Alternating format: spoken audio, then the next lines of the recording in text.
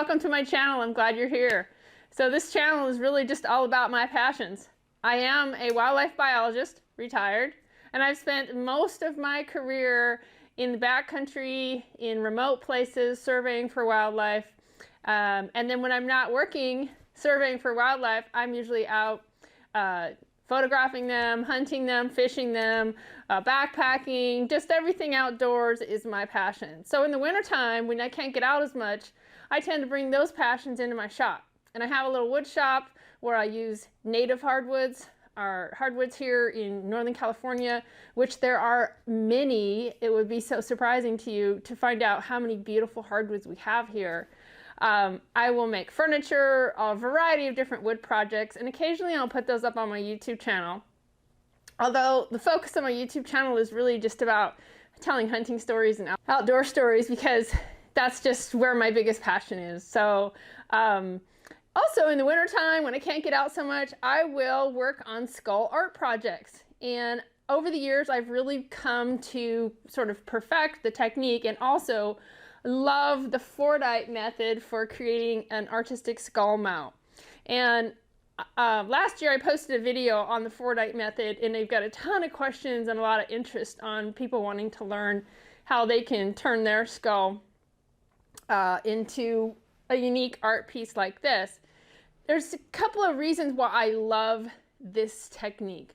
One, it accentuates the individuality and the uniqueness of the skull, because how you apply the paint and then how you sand it down to reveal paint layers also highlights the unique characteristics of the skull, the anatomy and the morphology of the bone. Every skull's different. They've got little tubercles, little indentations, microtypography in the skull, and this sort of painting technique highlights that uniqueness of the skull.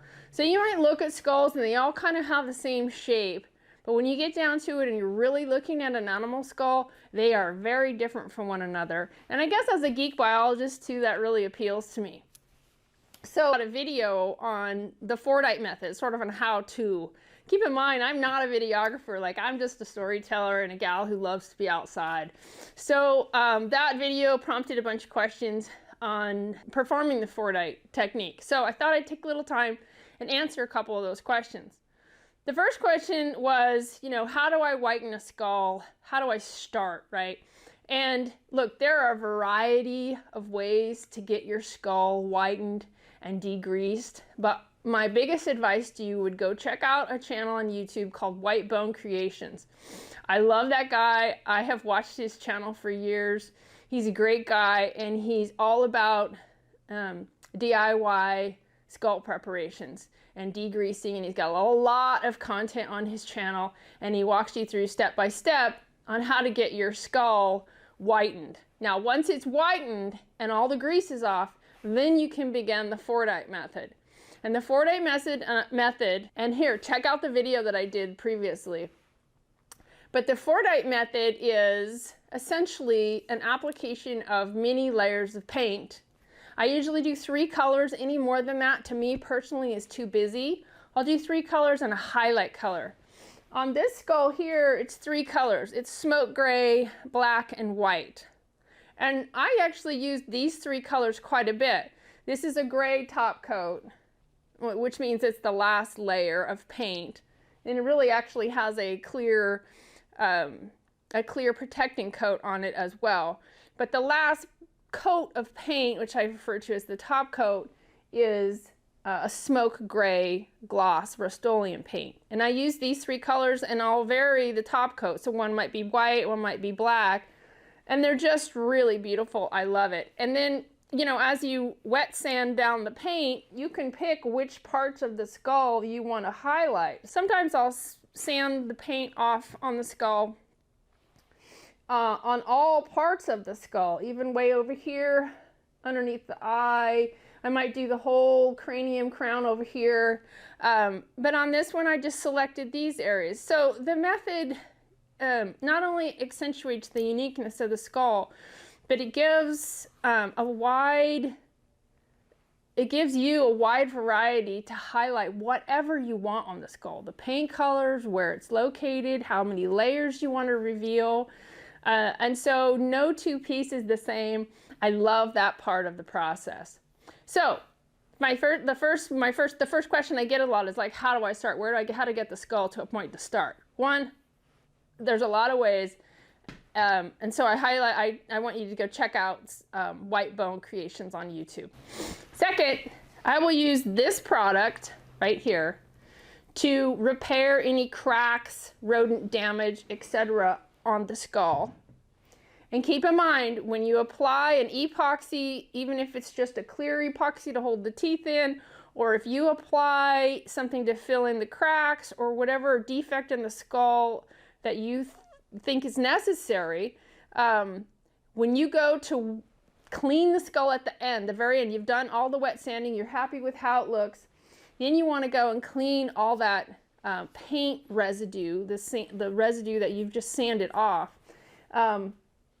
And in a previous video, I said run it under the sink in the water.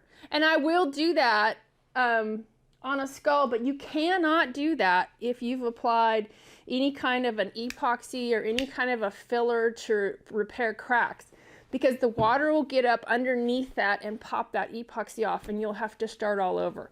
So in that case, if you use a product to fix the skull, and then you go through the Fordite method, when you get to that last step and you're washing off the paint or you're removing all the paint residue, what you want to do is a wet cloth, Q-tips, a toothbrush. You don't want to apply a lot of water on the skull because bone is porous and the water will get in there even where paint didn't reach, and it'll bubble your epoxy off or your paint, and you'll be left with starting all over, which I learned the hard way. So when it gets to that last step, and you're removing the paint, the sanding residue, go slow, use as little water as you can. Sometimes you can even use an air compressor, although that doesn't get it. I'll use a variety of brushes, toothbrush, Q-tip, moist, and then I will make sure, I will put it in a place and I will leave it for days to make sure all the water's out before I come back and I put this clear coat on top of it. So that was a little bit of misinformation that I gave in the how-to video. For example, on this skull right here, which I have mounted using a skull mount bracket. This is a bracket and they're made in the United States by a company called SkullMax. I absolutely love them. They're clean. I like the clean look. It doesn't get in the way of highlighting the skull, which to me is what it's all about. When you're going to do a skull art project, the whole purpose is to highlight the skull. So back to this. So this bone right here, this bone was missing. It was all eaten away by a rodent. And so I used this product to create this bone back here. Starts right about here and goes all the way up to here.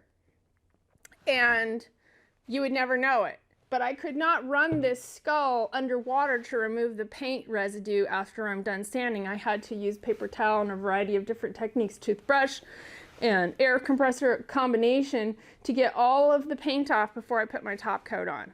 So that's just a tip for you on how to do that. So right now I'm going to take you through a couple of steps on how I made this skull. Maybe you can pick up some more little tips and tricks along the way.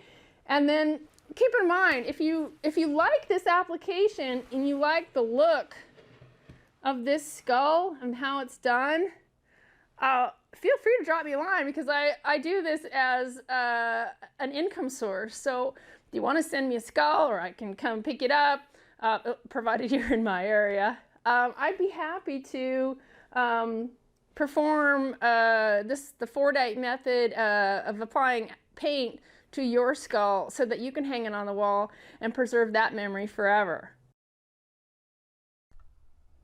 This is a cow elk skull, and cow elk skulls are some of my favorite skulls to work on. The Fordite method of painting involves applying layers and layers of paint to an object and then sanding the paint to reveal the layers below. The art piece can be as complex or simple as you want, depending on the number of paint colors and the number of paint layers. But in all cases, you must start with a clean skull. Therefore, make sure your skull is completely clean. There are no cartilage pieces, flesh of any kind, and the skull is free of grease. This can be really challenging with hog skulls. Otherwise, the paint will not adhere and will crack off later. I typically apply between 12 and 20 layers of paint. Once the paint is completely dry, then the sanding begins. I have sped up this video so I don't bore you with sanding. A couple of tips though. You will be using a lot of downward pressure, so make sure that the teeth have been glued in place and that you use a piece of foam under the skull to absorb the pressure and reduce the chance of cracking the skull as you sand. I use 220 grit sandpaper and I wet it down. Make sure you use small circular motions and in small areas of the skull. And then wipe away the paint residue often so that you can make sure that you're not sanding too deep and revealing the bone. The 220 grit sandpaper can leave sandpaper scratch marks, so I like to come back with 320 grit and sand in small light circles to remove the sandpaper lines. You can wet sand the paint on any portion of the skull that you would like, but just keep in mind that some portions of the skull have thinner bones than others. So inspect your skull before you start sanding. On this skull, I left a lot of the smoke gray top coat and wet sanded relatively small areas for the desired look that I wanted.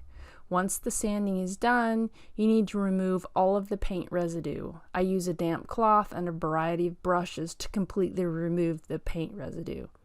Then I let the skull dry for a good 24 to 48 hours minimum before I apply a clear protective top coat. I use a gloss enamel from Rust-Oleum as my top coat. Always test any product you're going to use as your top coat on the underneath of the skull to make sure there's no adverse reactions. Then apply a light top coat to the surface of the skull, and voila! Mount it any way you want, but I guarantee you it's going to be a conversation piece.